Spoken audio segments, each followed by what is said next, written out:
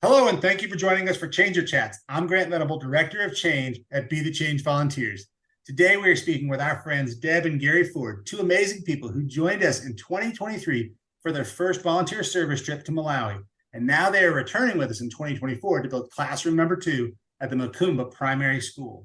The trip is very special to them because it was dedicated to the legacy of Gary's cousin and close family friend, Joe Ford, who is also a BTCV veteran changer. Today, we get to enjoy Deb's beautiful British accent and learn their Changer story. Deb and Gary, welcome to Changer Chats. Thanks. Glad to be here. Thank you for having us, even if it is just for my accent. So everyone has a story, and we found that for most people who travel with BTCV on a project, their story is often radically changed once they travel with us. And really, they have a new chapter. And so we call it a Changer story, but today we're just wondering if you would share with us how the past chapters have been affected by this adventurous chapter that you have and what you see in the future. So would you both just briefly share about your past chapters a bit, where you're from, a bit about yourselves, and then we're going to dig into some questions about Be the Change volunteers and your projects.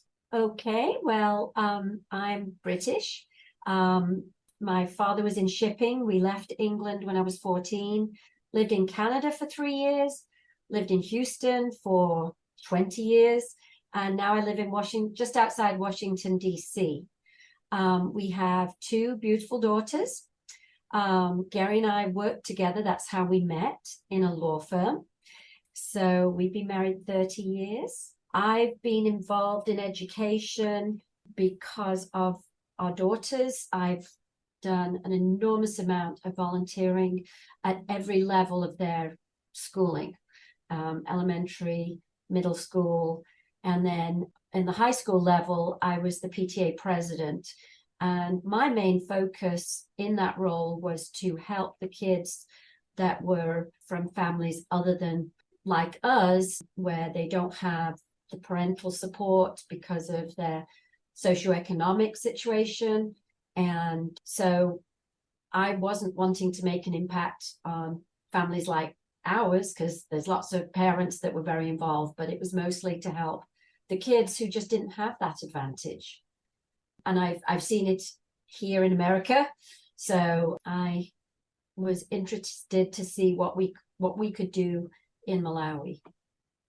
Yeah. So my cousin Joe was really attracted to Be the Change volunteers because he strongly believed that education was the way for people to advance themselves and improve their lot in life. And, he and his entire family were really dedicated to advancing education and using it, giving people the greatest exposure to education that they could.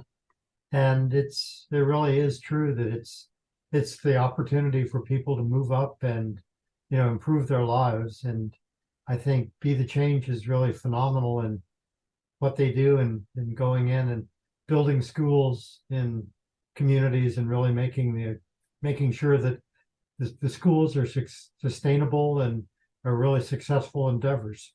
Well, thank you. Thank you for sharing that, and also for the kind words about BTCV. And Deb, I love your involvement with the PTA. BTCV, we do a lot of work with the schools, including interviews with parents, teachers, students, but we've come to realize how important those discussions with parents are in shaping our plan for the school. So we love having volunteers with that kind of experience and that kind of perspective participate on our projects. Because as you guys learned, we may not just ask you to shovel, we may ask you to advise sometimes the more you get involved with the organization. So leading up to the Malawi trip, how did BTCV help to make you feel prepared? Moving past, one of your family members, Jennifer, convinced everybody to go, right?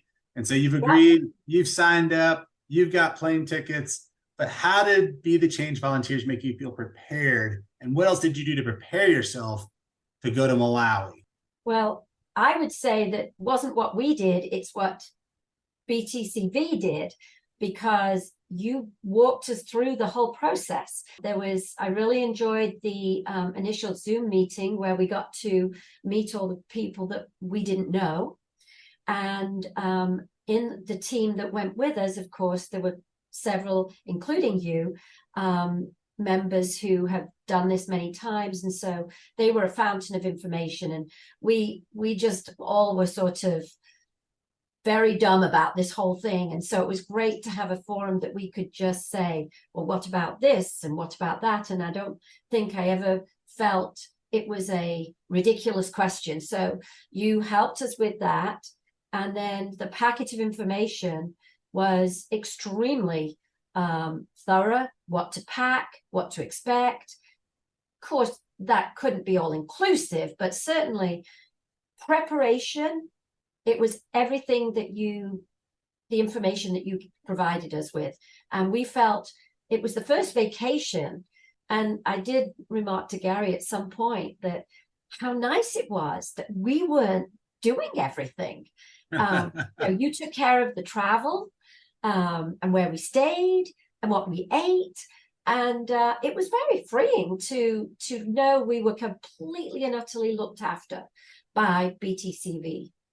Yeah, I mean, I was, I guess, anxious about what we were going to do and whether I was really going to be able to contribute, because my cousin Joe, was a pretty skilled builder and all of that. Craftsman. A craftsman. And I didn't, while I thought I was relatively handy, I didn't have a whole lot of confidence that I was going to be building anything useful that would last until we left the country.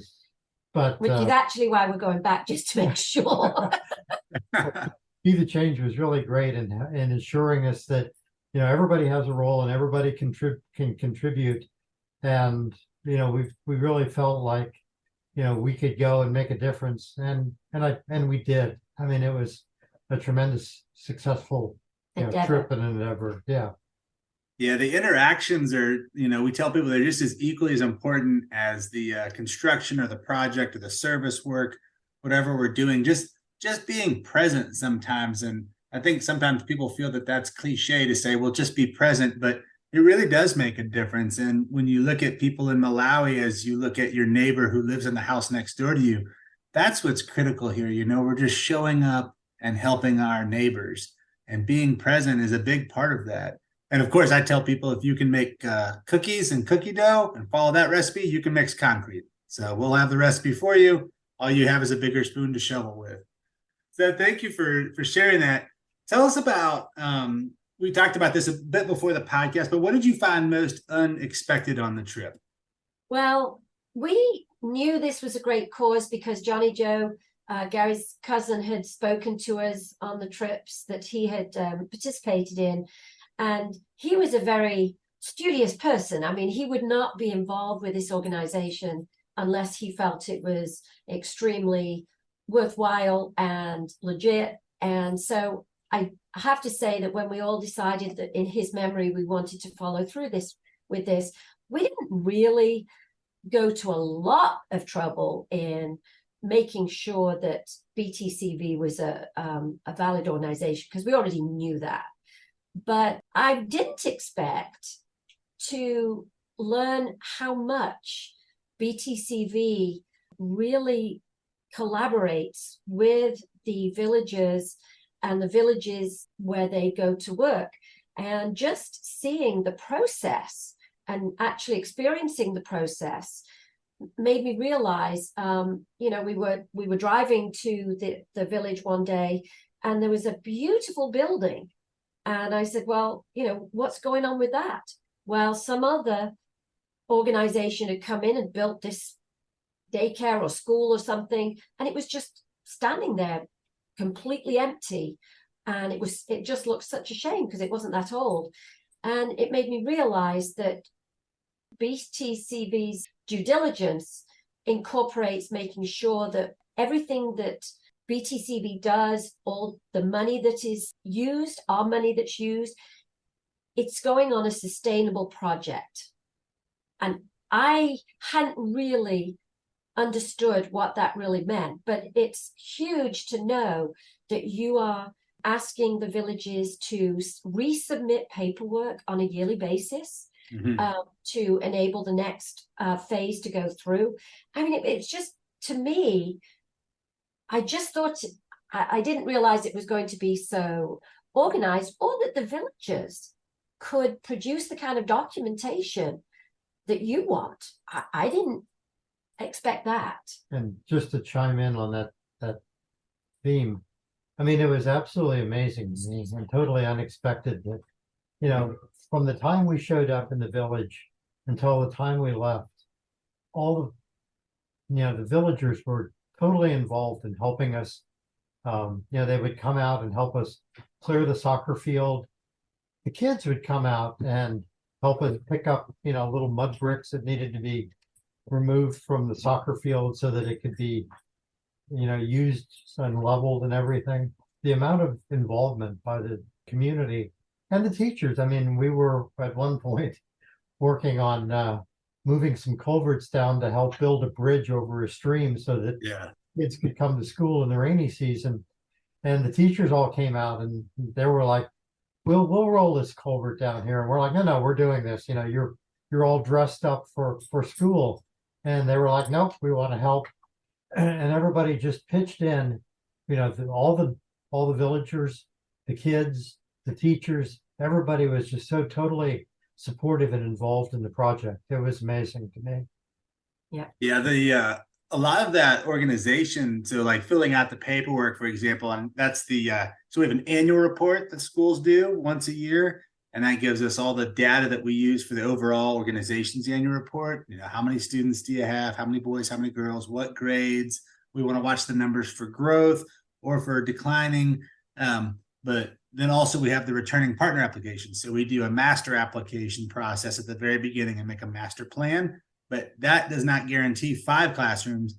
That just says we'll do the first classroom. If you do the first classroom well and you follow the guidelines and we can collaborate and have a good partnership, then you're eligible to do a return partner application, which is the application for the agreed upon next phase. So they do all of that really well because they have a strong community partner, and our community partners are people who are local community activists. And you remember Jonathan Condoto, of course, he was with us every single day. He's a very detail-oriented guy. He's a very organized guy. He's excellent for us to work with. And so if it wasn't for great community partners working with our great school partners, who are the school staff and administration, all of it would be impossible. So I always tell people that a great community partner makes me look really good. I would also say that I was very surprised at the ratio of boys and girls in the school. That was unexpected to me, definitely. And I was really extremely happy to see that the parents of these girls actually had signed on for their daughters to be in school instead of helping in the home. I thought that was pretty astonishing. I'll be honest. I was surprised and very happy to see how much further along the community was in that respect. Yeah, it's great to see a community that is committed in that way too. And that's part of our assessment. You know, we want to know in the application and in the assessment, you know, how many boys are at the school, how many girls are at the school. And if there's a major difference in those numbers, we want to understand why.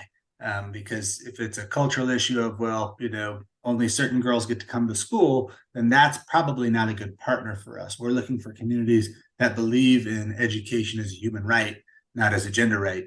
So I'm glad you noticed that. It is important, and it's something that we're always trying to get to 50-50 at minimum.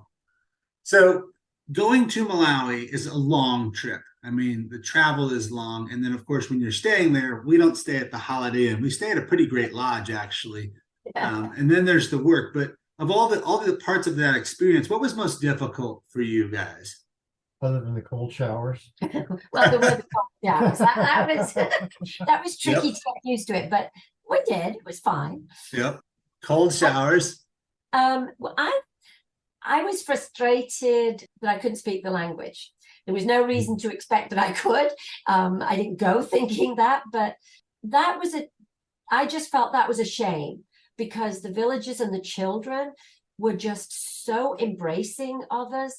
I would have loved to have actually to be able to talk to them, communicate. Yeah.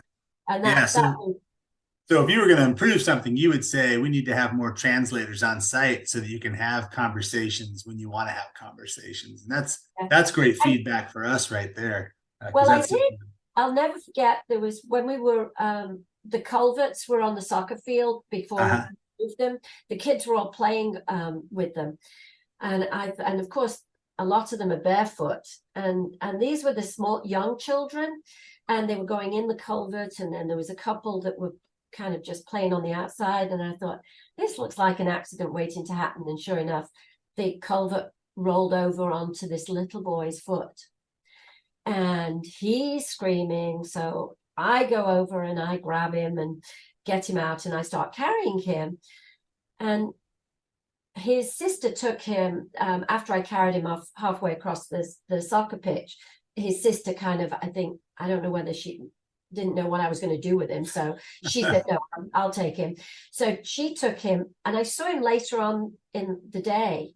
And one of the contractors who spoke English, I got him to come over, and because the little boy was crying, and I wanted to know, was it his foot?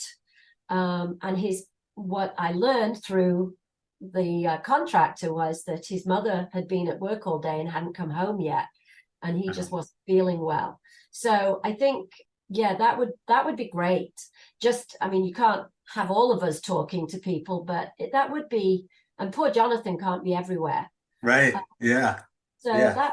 that might be maybe some of the students who are really doing well in English. Yeah, we could try to identify them for sure. Or Deb, you could learn Chichewa. Yeah, there is that. Felipe No, Movotu. this is only 5 classrooms. I mean, I can't learn a different language with each project. Well, it was. Well, you already speak English and the Queen's English. That's, So that's 2 right. languages. Yeah. I mean, it was amazing. One afternoon after we sort of finished our work, we all sat down with the teachers and some selected students. And I thought it was fantastic that BTCV asked the kids, sort of what the issues were that they were sort of impeding their ability to continue their education, or what they would like to see change to help, make the school work better. And they gave some really good feedback, including, building the bridge across the stream. And I thought that was phenomenal, that there was that level of, interaction and sort of working on the fly to figure out other things that needed to be addressed to make the school more successful and make more kids be able to take advantage of it. It's just such a perfect example. The bridge and the use of the culverts is a perfect example of why you go, because you could just send the money and have a great community partner and have a great contractor and get the classroom, right? But because you go, you identify, well, this is how we can lay the campus out so that the soccer field is now north and south instead of east and west, because if you're playing soccer, you don't want the sun in your eyes.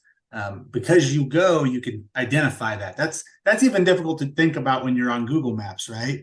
Because you go, we identified, the issue with the children coming to school, access, which is a critical part of education. How do you access your school? Here in the U.S., we access our school by proximity to neighborhoods and school buses. In the places we work, access looks totally different, and we have to use infrastructure to create it. So when we took a walk with those students who stayed and talked to us and we drove them home, we got to a spot we couldn't even cross with a pickup truck. And we said, oh, what's this? And they said, well, that's the creek. And they said, when the creek floods, the students can't make it to school. And that's when the lights came on for us, because we were there, because in that moment we realized here's another underlying challenge. And because we're here and we have the resources, we can solve it. And so the team was able to solve it right then and there. Well, I think it was also really enlightening to me when we first arrived, and you said to the principal and the villagers that we weren't just contributing money, we had come a long way to help. Yeah. And I think it just raised it to a level of personal involvement right. for them and for us, because I'm sure they look at us and think, well, why would they come all this distance? And, this is really kind of them, and we can work together. And I think it made everybody just feel that involvement. Right. Neither one of us are here to be observers. We're all here to Yeah. work. Yeah. Your the side and first my couple of side. Yeah, the first couple of days, I think some of the kids and maybe some of the villagers were sort of doubting that we were coming back the next day. And then after a while, you know, they got very used to the fact that here we were, Yeah. Showing up. and, you know, we're going to get the school done and we're going to get the soccer field finished to the extent we could. And all the work that we needed to undertake. And I think they were really pleasantly shocked, maybe, Yeah. that, you know, that we were that involved in it. And that's a good, so that doubt, Gary, right? That's Yeah. not for lack of communication, because as you know, we have the site evaluation where we discuss what it would look like if a project's approved. And then we have a pre-site team that shows up. I was actually on the pre-site team, and they come 1 to 2 days before the team. And in between all of that is several communications with the community partner who's communicating with the village. They're the liaison to the village. And so we actually have a schedule that most teams don't know about. It goes about every 15 minutes to half hour of the day. It even tells us when to call water breaks. But we have this schedule that the community partner's in on and the local leadership's in on, so that everybody knows when and where to be. But so it's not for lack of communication. I know what it is. It's trust. And again, you can't send trust over Zoom. You can't send trust by post. No. You have to hand deliver it with hope. Yeah. Like you have to earn trust.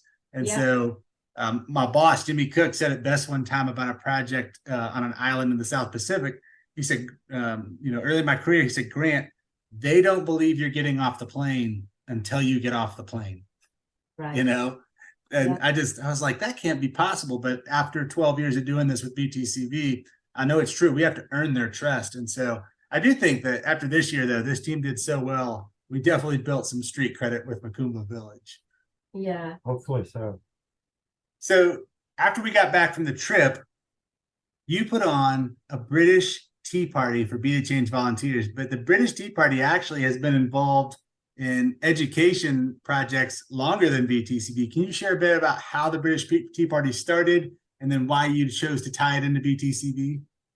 Well, when our daughters were at their elementary school, we used to do an annual event, a fundraiser.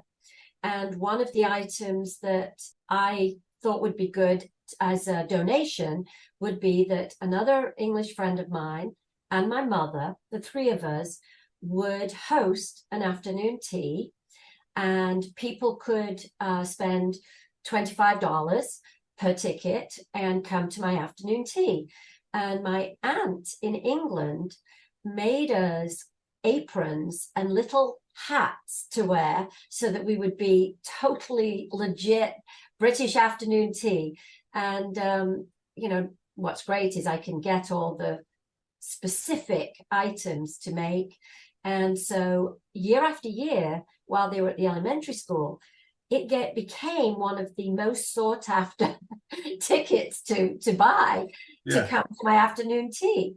So after we returned, I just felt I wanted to do more. It was like, okay, we're home now. Boy, what a difference in our life as compared to the village of Macumba. And I just felt I wanted to do more. So I thought, well, let's do the afternoon tea. Let's roll that out again. But instead of asking for tickets, I was asking for donations. And so I asked a lot of my friends and neighbors, and we had a really good turnout. And, I had photographs, because when we were on our trip last year, I took a lot of photographs of the children, the adults, what we were doing, our team.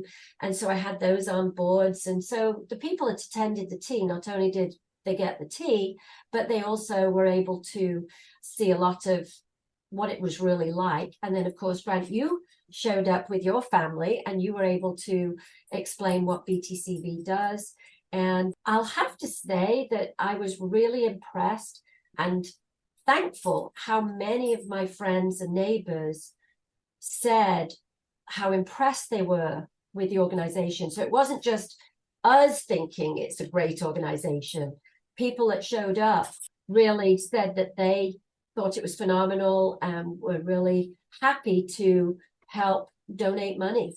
And actually, after that event, we got 2 of our friends to go on the trip this year. Yeah, So, it was such an incredible way to use your platform and something that you kind of already were doing, something that you already knew. And then you just opened your doors. You just invited people into your home and you allowed BTCV to use that platform to share the story. And it raised several $1,000s for the next classroom. And some new changers are going to be joining us on the trip. So I love that story. And we loved the event. It was really a lot of fun, really creative and unique.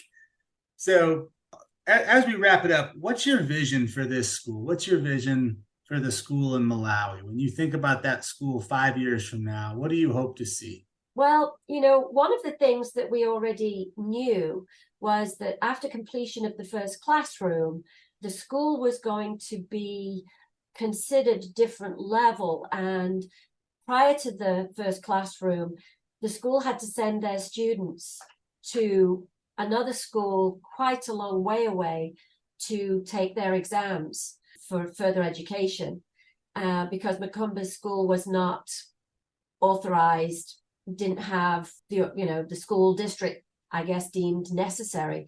But one amazing result was that now those kids can take their test actually in the classroom that we built last year.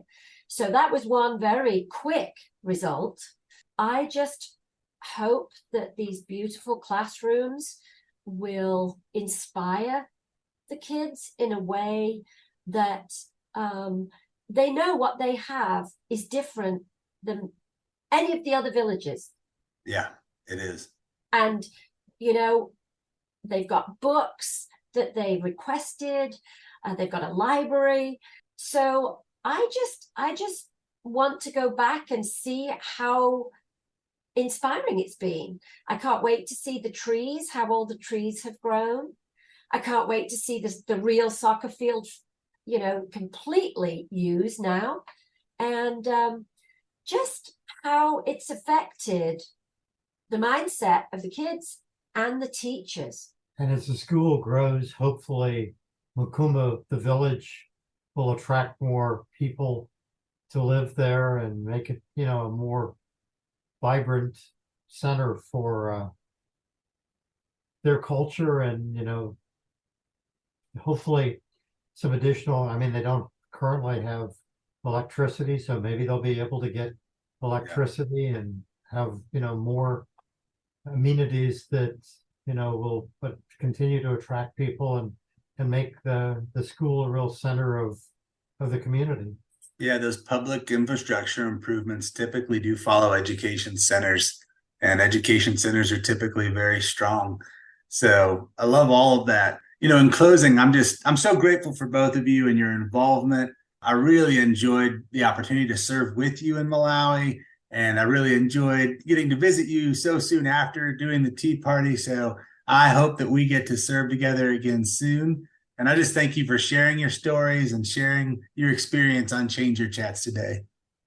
Well, thank you for letting us speak out. Yeah. We're behind it all the way. Last year's trip was a phenomenal experience. I think we all felt it was sort of life-changing, and Yes. we're really looking forward to going back and seeing, the growth of the school and the development of everything in the village that's taken place in the past year. And seeing the kids and the parents and seeing if they remember us, it's going to be cool. Yeah. Well, thank you both. If you like Change Your Chats and you'd like to hear more Change Your Chats, check them out online at btcv.us. To show your financial support, click donate at www.btcv.us. Thank you, and be the change.